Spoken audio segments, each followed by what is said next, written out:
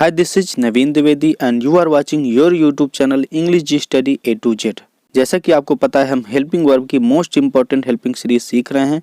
Most important helping verb में आज हम सीखने वाले हैं यूज ऑफ हैड, हैड का प्रयोग। तो देखिए हैड का प्रयोग कहाँ पर करते हैं। हैड का प्रयोग पास्ट टेंस में किया जाता है। सब्जेक्ट के पास कुछ होने के भाव में हम इसका प्रयोग करते हैं।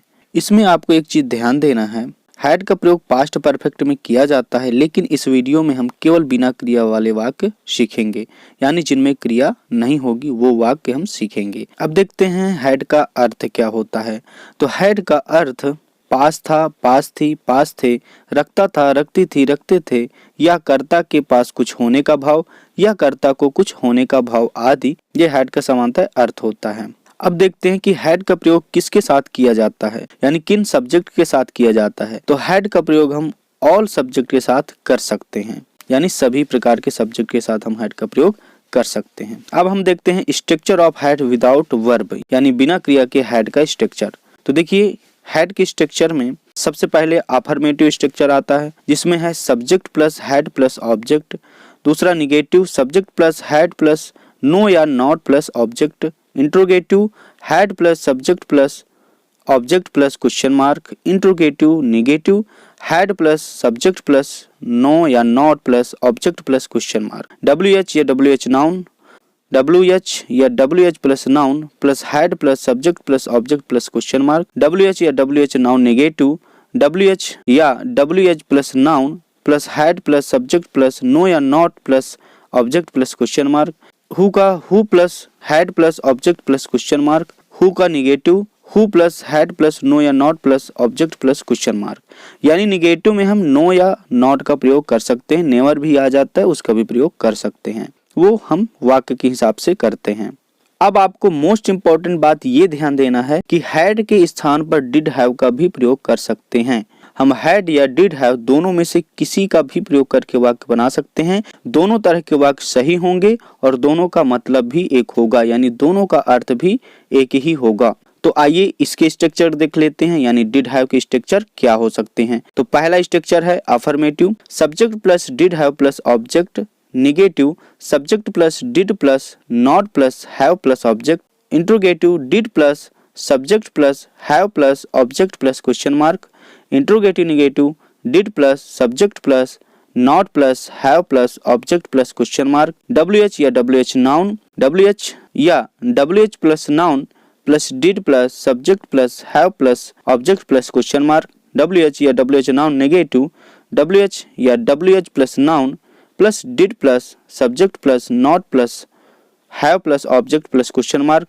हु का who plus did have plus object plus question mark. Who का negative who plus did plus not plus have plus object plus question mark. ये डिड हैव का स्ट्रक्चर हो गया, यानी हैड या डिड हैव दोनों स्ट्रक्चरों में किसी का भी प्रयोग करके हम वाक्य बना सकते हैं, दोनों ही वाक्य सही होंगे। अब हम सीखेंगे कि किस प्रकार के वाक्य बनेंगे, यानी हैड और डिड हैव दोनों का ही प्रयोग करेंगे और दोनों तरह के स्ट्रक्चर का प्रयोग करके वाक्यों को बनाएंगे और सीखेंगे। तो चलिए देखते हैं किस प्रकार के वाक्य बनेंगे। तो पहला वाक्य है हमारा, उसके पास एक जादुई कलम थी, या उसके एक जादुई कलम थी, या फिर वह एक जादुई कलम रखता था। ये तीनों हिंदी एक ही हैं। इन तीनों को हम अपने लाइफ में बोल देते हैं, यानी तीनों तरह से वाक्यों को बोल देते हैं और इन तीनों का मतलब एक ही हो जाता है, यानी कि सब्जेक्ट के पास कुछ होने का भाव। इस कंडीशन में हम इन तीनों का प्रयोग करते हैं, तीनों तरह से वाक्यों को बोलते हैं। तो इन तीनों की इंग्लिश एक ही हो जाएगी, वो हो जाएगी he had a magical pen. ये हो गया हैड का प्रयोग। अब डिड हैव के हिसाब से बनेगा he did have a magical pen, यानी हैड या डिड हैव दोनों का प्रयोग कर सकते हैं। अब अगला वाक्य है, उसके पास एक छोटी सी गुड़िया थी, या फिर इसका भाव ये भी हो जाता है उसके एक छोटी सी गुड़िया थी, या फिर वह एक छोटी सी गुड़िया रखती थी। इन तीनों का भाव एक ही है, यानी सब्जेक्ट के पास कुछ होने का भाव, इसलिए इन तीनों की इंग्लिश एक हो जाएगी, वो हो जाएगी she had a small doll. या फिर डिड हैव का यूज करेंगे तो हो जाएगा she did have a small doll, यानी दोनों तरह से वाक्यों को बना सकते हैं। अब अगला वाक्य है, अर्चना के पास एक अंगूठी थी, तो इसकी इंग्लिश हो जाएगी अर्चना हैड ए रिंग, या फिर हम कह सकते हैं Archana did have a ring. Had या डिड हैव दोनों का ही प्रयोग करेंगे। अगला वाक्य है, राहुल को बुखार था, यानी सब्जेक्ट को कुछ था, तो इस कंडीशन में भी हम हैड का प्रयोग करते हैं। तो इसकी इंग्लिश हो जाएगी राहुल हैड ए फीवर, या फिर हम बोल सकते हैं Rahul did have A fever. अब अगला वाक्य है मेरे पास 2 साल पहले 5 कारें थीं, यानी 2 साल पहले सब्जेक्ट के पास कुछ था। इस कंडीशन में इसकी इंग्लिश हो जाएगी I had 5 cars 2 years ago, या फिर हम बोल सकते हैं I did have 5 cars 2 years ago। अब अगला वाक्य तुम्हारे पास एक घर था, तो इसकी इंग्लिश हो जाएगी यू हैड ए हाउस, या फिर हम बोल सकते हैं you did have a house. अब अगला वाक्य है हमारे पास 3 कुत्ते थे, यानी कि 3 कुत्ते पास होने की बात ये नहीं है कि नजदीक थे, ये है कि हमारे पास कुत्ते थे, यानी 3 कुत्ते थे, हम अपने पास 3 कुत्ते रखते थे, इसका भाव ये हो जाता है। तो इसकी इंग्लिश हो जाएगी वी हैड 3 dogs, या फिर हम बोल सकते हैं वी डिड हैव 3 dogs। अब अगला वाक्य है उनके पास कई स्कूटर थे, तो इसकी इंग्लिश हो जाएगी दे हैड मैनी स्कूटर्स, या फिर हम बोल सकते हैं they did have many scooters. अब अगला वाक्य है अध्यापक के पास ज्ञान और अनुभव था, यानी सब्जेक्ट को कुछ था, तो इसकी इंग्लिश हो जाएगी teacher had knowledge and experience, या फिर हम बोल सकते हैं teacher did have knowledge and experience. तो ये थे अफर्मेटिव सेंटेंस। अब हम देखते हैं कुछ निगेटिव सेंटेंस। तो निगेटिव सेंटेंस में अगला वाक्य है तुम्हारे चाचा के पास कोई हाथी नहीं था, तो इसकी इंग्लिश हो जाएगी your uncle had no elephant, या फिर हम बोल सकते हैं your uncle did not have any elephant. तो निगेटिव सेंटेंस में आपको ये ध्यान देना है कि हैड वाले वाक्य में हैड के बाद नो आता है या नॉट आता है, या फिर डिड हैव में डिड के बाद नॉट आता है फिर हैव आता है, यानी डिड नॉट हैव। तो इस प्रकार हम दोनों तरीके से वाक्य बना सकते हैं। अब अगला वाक्य है भिखारी के पास कोई थैला नहीं था, तो इसकी इंग्लिश हो जाएगी the beggar had no bag, या फिर हम बोल सकते हैं the beggar did not have any bag, यानी हैड के बाद नो या नॉट और दूसरे में डिड के बाद नॉट। अब अगला वाक्य है अमित के पास 10,000 रुपए नहीं थे, तो इसकी इंग्लिश हो जाएगी अमित हैड नॉट 10,000 रुपीज, या फिर हम बोल सकते हैं Amit did not have 10,000 rupees. अब अगला वाक्य रोहन के पास सुझाव नहीं थे, यानी रोहन के पास कोई अनुभव भी नहीं था, यानी कि सुझाव की बात हो गई। इस कंडीशन में भी सब्जेक्ट के पास कुछ होने का भाव देखा जा रहा है, इसलिए हम यहाँ पर भी हैड का या डिड हैव का प्रयोग कर सकते हैं। तो इसकी इंग्लिश हो जाएगी रोहन हैड नो सजेशंस, या फिर हम बोल सकते हैं Rohan did not have any suggestions. अब अगला वाक्य है उन्हें कोई बीमारी नहीं थी, तो इसकी इंग्लिश हो जाएगी they had not any disease, या फिर हम बोल सकते हैं they did not have any disease. अब हम देखने वाले इंट्रोगेटिव सेंटेंस। तो इंट्रोगेटिव सेंटेंस में आपको ये ध्यान देना है कि इंट्रोगेटिव सेंटेंस में सभी के पीछे क्वेश्चन मार्क जरूर लगा होता है, यानी प्रश्न सूचक चिन्ह जरूर लगा होता है। और इंट्रोगेटिव सेंटेंस में हम 3 प्रकार के वाक्य देखते हैं। पहला प्रकार का वाक्य हो जाता है क्या वाला, यानी जिसमें कोई चीज न पूछी हो, केवल प्रश्न किया गया हो। कोई चीज पूछी जाए तो उसकी इंग्लिश व्हाट हो जाती है और वो WH में आती है। उसके बाद होता है WH वाला और WH नाउन वाला, यानी WH या WH नाउन वाले वाक्य हो जाते हैं। तीसरा जो होता है वो हु का वाक्य होता है। तो हम तीनों को ही एक लाइन से हम सीखेंगे।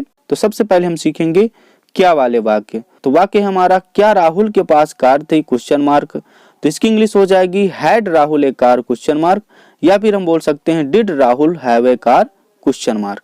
तो आपको क्वेश्चन मार्क को ध्यान देना है, मैं बार बार नहीं बोलूंगा। तो अगला वाक्य हमारा क्या रोहन को कोई परेशानी थी, तो इसकी इंग्लिश हो जाएगी हैड रोहन एनी प्रॉब्लम, या फिर हम बोल सकते हैं did Rohan have any problem. इसके बाद अगला वाक्य क्या का ही निगेटिव है, तो क्या हो और निगेटिव हो इसको हम किस प्रकार बनाएंगे ये देख लेते हैं। तो वाक्य हमारा क्या विद्यार्थी में साहस नहीं था, तो इसकी इंग्लिश हो जाएगी हैड स्टूडेंट नॉट करेज, या फिर हम बोल सकते हैं did student not have courage. आपको क्या वाले वाक्यों में या किसी भी इंट्रोगेटिव सेंटेंस में आपको ये ध्यान देना है कि सब्जेक्ट के बाद ही हम नॉट का यूज करेंगे, यानी सब्जेक्ट के बाद ही नॉट या नो आता है।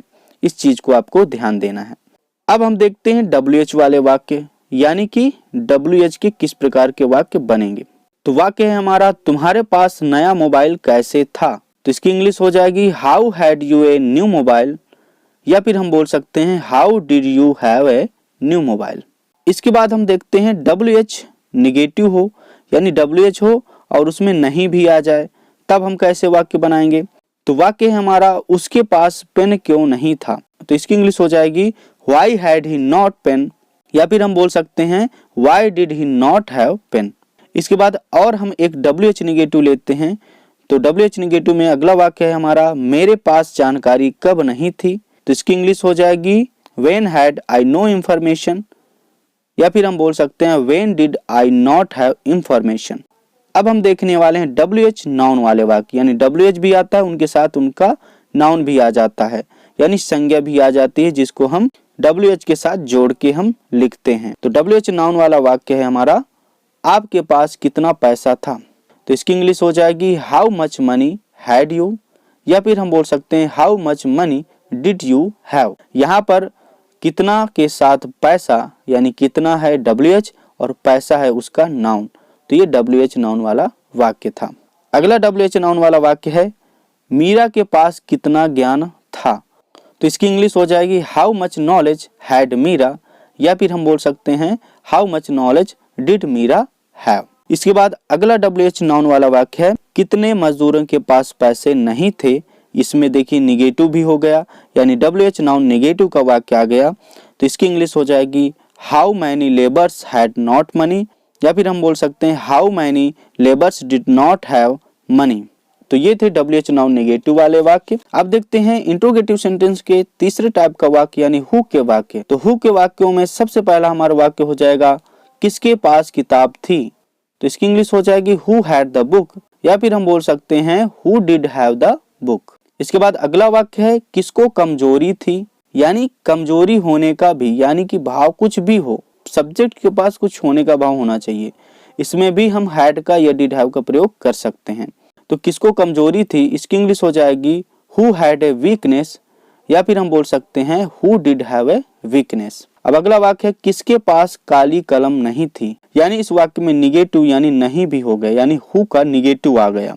तो इसकी इंग्लिश हो जाएगी who had not a black pen, या फिर हम बोल सकते हैं who did not have a black pen. अब अगला वाक्य है लास्ट वाक्य हमारा हु का, वो है किनको किनको कोई भी जानकारी नहीं थी, या फिर हम इसी को हिंदी में हम दूसरे तरीके से बोल सकते हैं किनके पास कोई भी जानकारी नहीं थी। ये दोनों तरीके से हम वाक्यों को बोल सकते हैं। इन दोनों की इंग्लिश हो जाएगी who all had not information, या फिर हम बोल सकते हैं who all did not have any information. तो ये थे हु के निगेटिव वाक्य और ये हमारे लास्ट वाक्य हो गए। तो इस प्रकार हम हैड या डिड हैव का प्रयोग करके हम वाक्यों को बना सकते हैं और आसानी से इंग्लिश स्पीकिंग में यूज कर सकते हैं। तो आशा है कि ये वीडियो आपको पसंद आई होगी। अगर ये वीडियो आपको पसंद आई हो, आपने कुछ सीखा हो, तो प्लीज इस चैनल को सब्सक्राइब करिए और वीडियो को लाइक, कमेंट एंड शेयर करिए। तो चलिए मिलते हैं नए वीडियो में। Thanks for watching this video.